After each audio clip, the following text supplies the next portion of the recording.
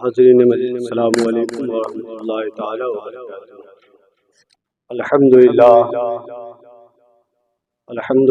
نحمده ونستعینه ونستغفره ونؤمن به ونتوکل علیہ ونعوذ باللہ من شرور انفسنا ومن سیئات اعمالنا، من يهده الله فلا مضل له ومن يضلل فلا هادي له، ونشهد أن لا إله إلا الله وحده لا شريك له، ونشهد أن سيدنا ومولانا محمدا عبده ورسوله.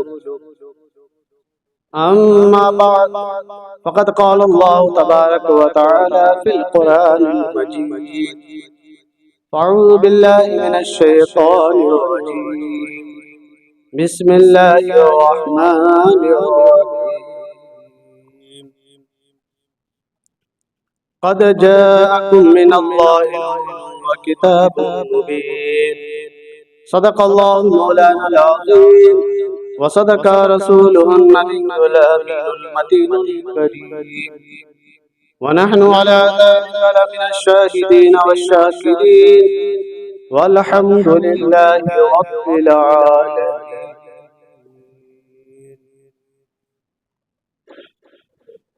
بکار خیش خیرانم یا رسول اللہ، پریشانم اکسن یا رسول اللہ، شہا بے کس نوازی کن طبیبہ چارہ سازی کن، مریض درد سیانم اکسن یا رسول اللہ.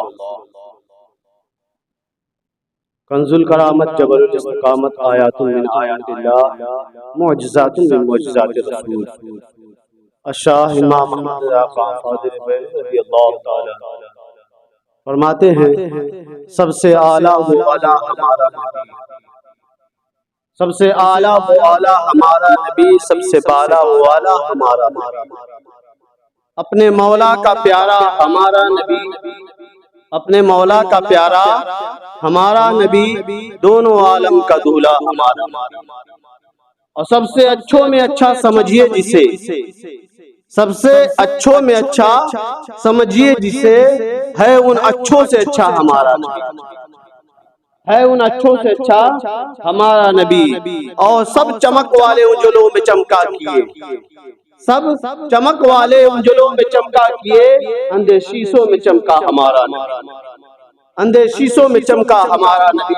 جس کے تلووں کا دھون ہے آب حیات، جس کے تلووں کا دھون ہے آب حیات، ہے وہ جانے مسیحا ہمارا نبی.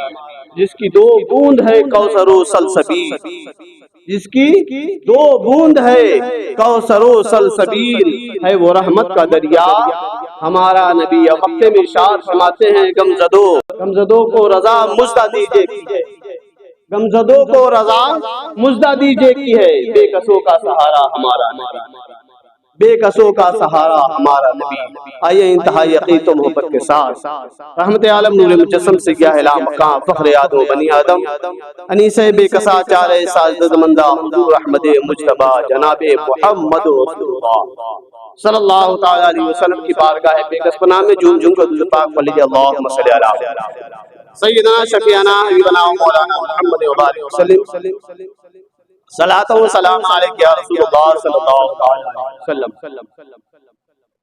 عزیزان گرامی، میں نے خطبہ مسنونہ کے بعد قرآن مقدس کی ایک آیت کی تلاوت کرنے کا شرف حاصل کیا. اللہ تبارک و تعالی ارشاد فرماتا ہے: قد جاءکم من اللہ نور و کتاب مبین. یعنی اے لوگوں، ہم نے تمہارے درمیان ایک نور اور ایک کتاب مبین بھیجا. اور کس لیے بھیجا؟ مقصد کیا ہے رب کائنات کا بھیجنے کا؟ کوئی بھی چیز کسی کو کوئی دیتا ہے تو کوئی نہ کوئی مقصد ضرور ہوتا ہے. اور رب جو خالق کائنات ہے، مالک ارض و سما ہے، جو ساری کائنات کا پالن ہار ہے، وہ رب جب فرما رہا ہے تو مقصد ضرور. رب کائنات فرما رہا ہے: میں نے ایک نور بھیجا اور روشن کتاب. کتاب کو پڑھنے کے لیے نور کا ہونا ضروری. کتاب کو سمجھنے کے لیے اندھیرا ہو تو کتاب پڑھا نہیں جا سکتا. تو آگے اجالے کی ضرورت ہے. جب اجالا ہوگا تب کتاب پڑھیں گے. اسی لیے رب کائنات نے آگے اپنے محبوب کو بھیج کر کے دنیا میں اجالا پھیلایا.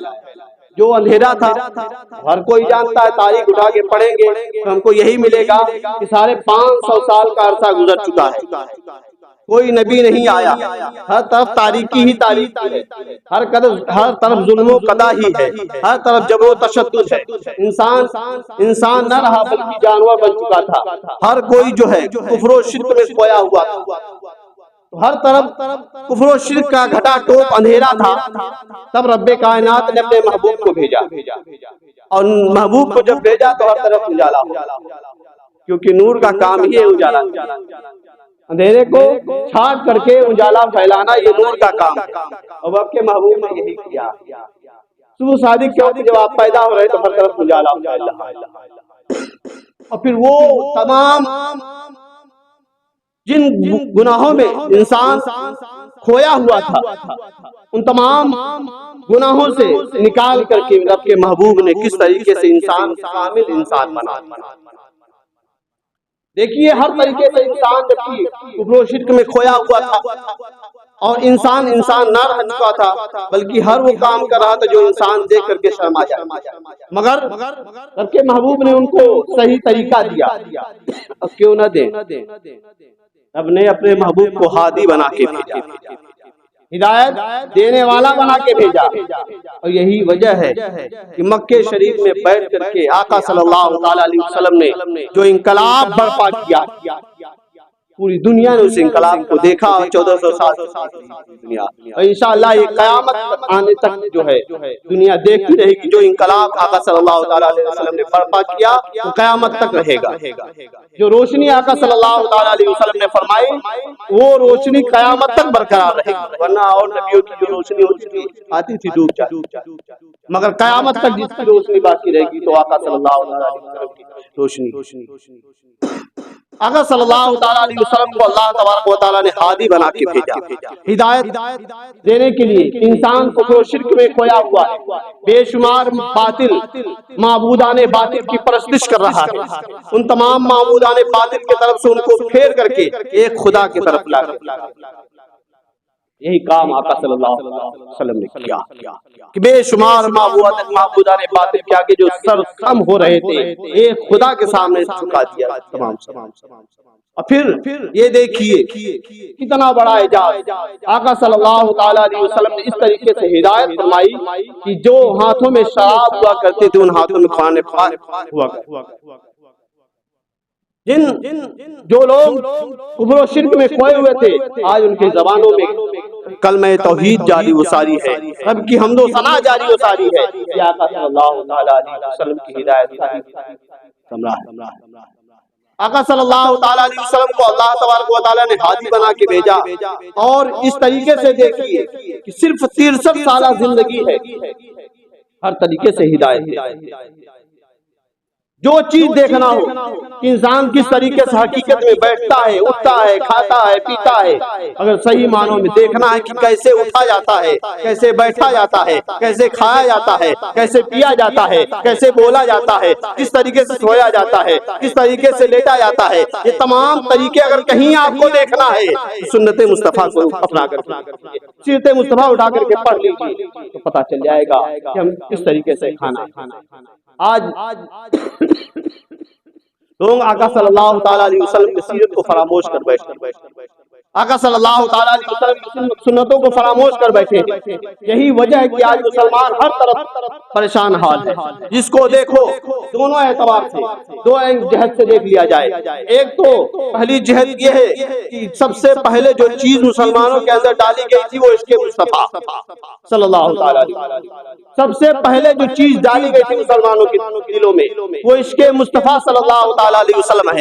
مگر آج نام کے مسلمان رہ گئے ہیں، عشق مصطفیٰ ہمارے سینوں میں نہیں. دن بھر 24 گھنٹے میں بھی کبھی وقت نہیں ہوتا ہے کہ درود پاک پڑھ لے، کبھی آقا صلی اللہ تعالی علیہ وسلم کو یاد کر لے، کبھی اپنے رب کو یاد کر لے. 5 وقت کی نمازیں ہیں، رب کی بارگاہ میں جھکنا ہے، مگر وہ وقت نہیں ہے کہ ہم آ کر کے مسجدوں میں 5 وقت رب کی بارگاہ میں سجدہ. اور پھر نماز وہ عظیم تحفہ، دنیا میں کوئی تحفہ دیتا ہے تو سینے سے لگا کے رکھتا ہے کہ فلاں نے مجھے فلاں موقع پہ بہت قیمتی تحفہ دیا تھا، مگر نماز وہ عظیم تحفہ، وہ دیکھیے ابھی تو چند دن ہوئے شب معراج، جس رات میں نماز فرض ہوئی، جس رات میں نماز فرض ہوئی، چند دن ہی گزرے ہیں، ابھی دیکھیے بھی تو دیکھ کون رہا ہے تو ارے بولیے، کچھ سمجھ میں نہ آئے تو خاموش رہیے، اب کچھ سمجھ میں آئے تو بول دیا کرے، اور بولنے سے کم سبحان اللہ ایک مرتبہ کہیں گے تو کم سے کم 10 نیکیاں تو مل ہی جائیں گی، 10 نیکیاں نہیں 90 نیکیاں، ایک حضور کے بدلے 10 نیکیاں، کم سے کم سبحان اللہ الحمدللہ کہہ دیا کرے، تاکہ یہاں باوضو بیٹھے ہیں مسجد میں، بیٹھنے کا ثواب الگ، باوضو بیٹھے تو اس کا ثواب الگ، اور پھر جو بیان سن رہے اس کا ثواب الگ، اور سبحان اللہ الحمدللہ کہیں گے تو اس کا ثواب الگ، یہ بے شمار ثواب سوال چند دموں جو بیٹھے ہوئے مسجد میں۔ تو آقا صلی اللہ تعالی علیہ وسلم کو رب نے اپنے قرب خاص میں بلا کر کے شب معراج، لا مکان سے آگے جہاں کسی انسان کے تصور کی رسائی نہ ہو، وہاں بلا کر کے رب نے اپنے محبوب کو یہ تحفہ دیا۔ ہونا تو یہ چاہیے تھا اگر 50 وقت کا ملتا وہ بھی ہم کو سینے سے لگا تھا، مگر 50 میں 5 ہوا اور ثواب وہ 50 کا ہی مل رہا ہے، مگر افسوس یہ ہے رب فرما رہا ہے محبوب آپ کی امت 5 پڑھے میں 50 کا ثواب دوں گا، 50 جو دیا اس کا ثواب دوں گا ہی دوں گا، 5 پڑھے تو، مگر افسوس یہ ہے کہ 5 پڑھنے کی بھی فرصت ہمارے پاس، اگر 5 پڑھنے کی فرصت نہیں ہے، ذرا سوچئے اگر یہ 50 رہتے تو ہمارے کیا حال، اگر یہ 50 رہتے تو ہمارا حال کیا ہوتا؟ تو 5 ملی ہے، اس کو قدر غنیمت سمجھے، اور اس کو جو ہے ہمیشہ سینے سے لگا کر کے رکھے، ہر نماز کو پابندی کے ساتھ پڑھے، ورنہ یہ قضا ہے، ادا کرنا پڑے، نہیں ادا کریں گے تو پھر سزا ملے۔ تو اس لیے جو ہے بروز حشر سب سے پہلے کسی چیز کی پرشش ہوگی وہ نماز، کیونکہ تحفہ بھی تو دیکھیے کتنا عظیم ہے، دے کون رہا ایک دیکھیے اور مل کس کو رہا یہ دیکھیے، اس لیے جو ہے نمازوں کی پابندی کرے۔ تو آقا صلی اللہ علیہ وسلم ہدایت کے لیے آئے، اور پھر ہم کو دیکھیے اٹھنے کا بھی طریقہ آقا دے رہے، بیٹھنے کا طریقہ آقا دے رہے، کھانے کا طریقہ آقا دے رہے۔ آج ہر گھر میں کوئی نہ کوئی بیمار، اور گھر میں چھوڑ دیجیے ہر کوئی بیمار ہے، کوئی پیٹ کے وجہ سے پریشان ہے، کوئی کسی وجہ سے پریشان ہے، ہر کوئی بیمار ہے۔ ارے میاں سنتوں کو اپنا لیجئے، بیماریاں دور ہو جائیں۔ آقا صلی اللہ تعالیٰ علیہ وسلم کی سنتوں کو سینے سے لگا لیجئے اور اس پہ عمل پیرا ہو جائیے تو بے شمار بیماریاں ایسے ہی دور ہو جائیں گی۔ پیٹ ام الامراض ہے، یعنی تمام مرضوں کی ماں، آج سب سے زیادہ لوگ پریشان ہیں تو پیٹ کے امراض سے پریشان ہیں، اور پیٹ کے امراض سے بچنا ہے، کھانے کا جو صحیح طریقہ آقا نے بتایا ہے وہ سینے سے لگا لیجئے، اس پہ عمل پیرا ہو جائیے، تمام پریشانیوں سے آپ دور ہو جائیں۔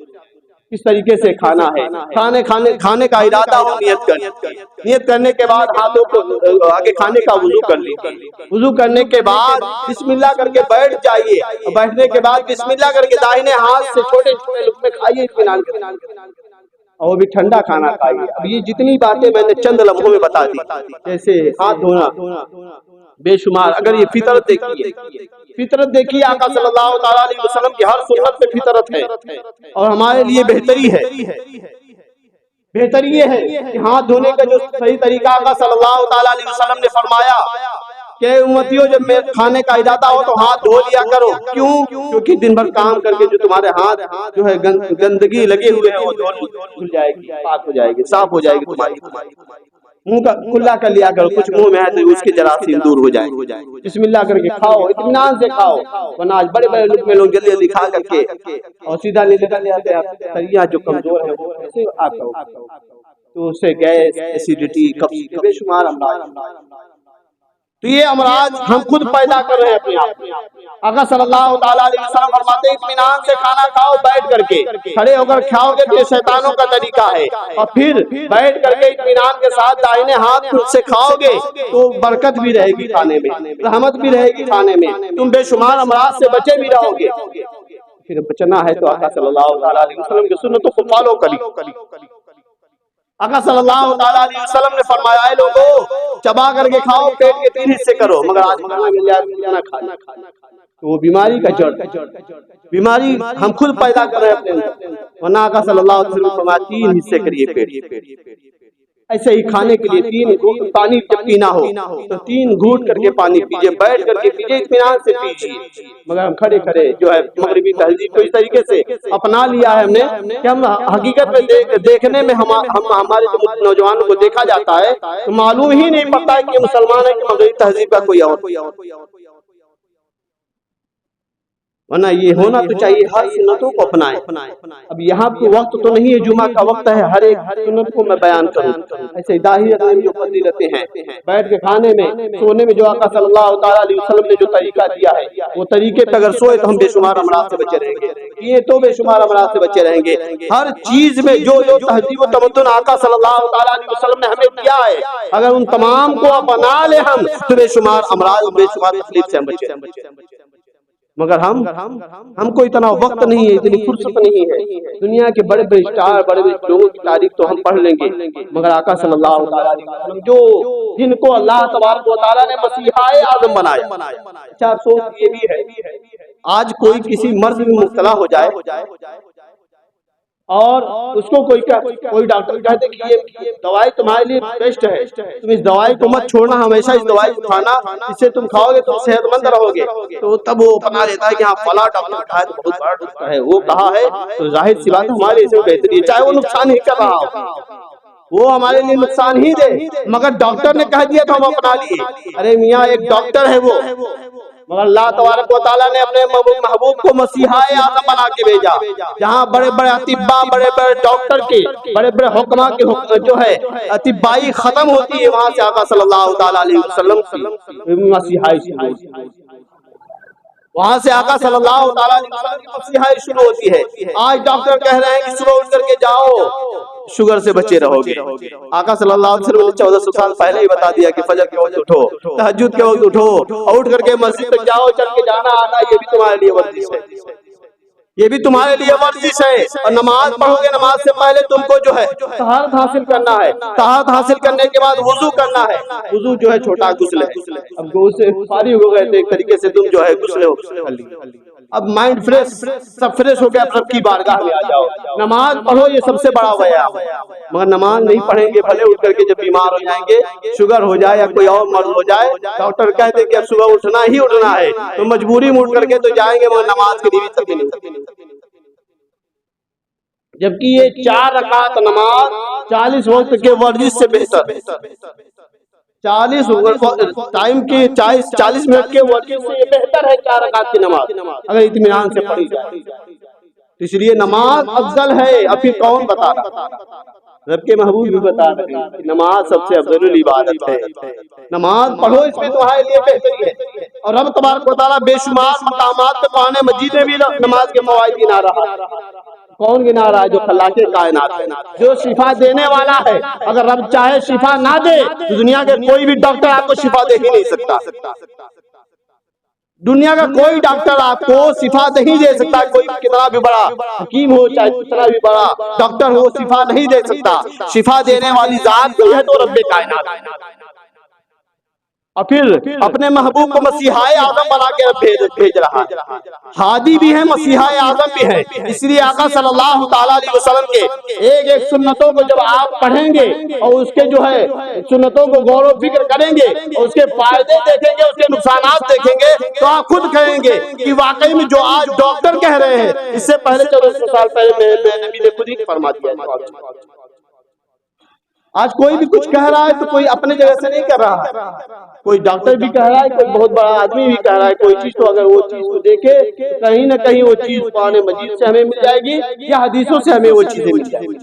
مگر افسوس یہ ہے ہمارے پاس اتنا وقت نہیں ہے کہ ہم قرآن مجید پڑھ سکیں اور حدیثوں کو حدیثیں تو بہت دور کی بات، حدیثیں بہت دور کی، یہ تو تصور میں نہیں آتا، کہاں سے آئے گا؟ جب سالوں وقت ہم کو نہیں ملتا قرآن مجید پڑھنے کے لیے، تو بعد میں حدیث کہیں گے تو ہم کو سمجھ ہی نہیں آتی، وہ تو ہم کو سمجھ ہی نہیں آتا۔ اصل حدیث کی کتاب عربی میں ہے، اور عربی کی اصل کتابیں اٹھا کے ہم پڑھیں، جو قرآن شریف ہم نہیں پڑھ پا رہے ہیں، جو ہمارے لیے بہتر۔ اللہ تبارک و تعالیٰ اس قرآن مجید کے بارے میں فرما رہا ہے اس میں شفا ہے تمہارے لیے، وَنُنَزِّلُ مِنَ الْقُرْآنِ مَا هُوَ شِفَاءٌ وَرَحْمَةٌ، تمہارے لیے شفا بھی ہے رحمت بھی ہے، پڑھو تو تمہارے لیے شفا اس لیے کہ آپ دیکھتے ہیں کہ مغرب کے بعد مسجدوں کے باہر امام صاحب جب جاتے ہیں تو لوگوں کا تانتا لگا رہتا ہے، اس لیے لگا رہتا ہے جو بیمار ہیں، جو پریشان حال ہیں، وہ پانی لیے کھڑے ہیں، کہیں کچھ لیے کھڑے ہیں، امام صاحب دم کر دیں گے، کیا پڑھ کے دم کریں؟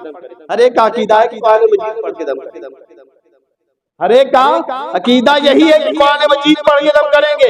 جب جانتے ہیں قرآن مجید پڑھ کے دم کریں گے تو شفا ہے، تو آپ بھی پڑھیے اور اپنے بچوں کو بھی دم کریے، خود دم کریے، تو انشاءاللہ شفا ملے گا، انشاءاللہ شفا ملے گا۔ پھر رب کائنات فرما رہا ہے تو کیوں نہیں شفا ملے گا؟ یہ تو رہی نماز کی بات، ابھی آ رہا ہے رمضان المبارک، اس کے بعد جو اچھے خاصے لوگ گھوم رہے ہوتے ہیں، جیسے ہی رمضان کا مہینہ آتا ہے ویسے ہی دوا کی پڑیا لے کے گھومنے لگتے ہیں کہ ہم بیمار ہیں۔ ارے میاں رب تبارک و تعالیٰ روزے کے بارے میں فرماتا ہے تمہارے لیے شفا ہے۔ بڑے بڑے ڈاکٹر کیا بتائیں گے جو رب کائنات فرما رہا ہے روزے میں تمہارے لیے شفا ہے، بہتری ہے، مگر ہم بہانے ڈھونڈنے لگتے ہیں، کسی اور چیز میں شفا ڈھونڈنے لگتے ہیں، تو شفا نہیں ملتی بلکہ وہ امراض مل جاتے ہیں۔ کیا مل جاتے ہیں؟ امراض مل جاتے ہیں۔ شفا ڈھونڈنے نکلے تھے مگر کیا مل جا رہا ہے؟ امراض۔ بہتری ڈھونڈنے نکلے تھے مگر کیا مل جا رہا ہے؟ امراض۔ اور ہم ایشو عشرت ڈھونڈنے نکلے تھے مگر پریشانیاں مل جاتی ہیں۔ اے میاں پریشانیوں سے بچنا ہے، امراض سے بچنا ہے، تکالیف سے بچنا ہے، تو آپ کو جو ہے سب سے پہلے جو کام کرنا ہوگا وہ سنت مصطفیٰ صلی اللہ علیہ وسلم کو اپنانا ہوگا،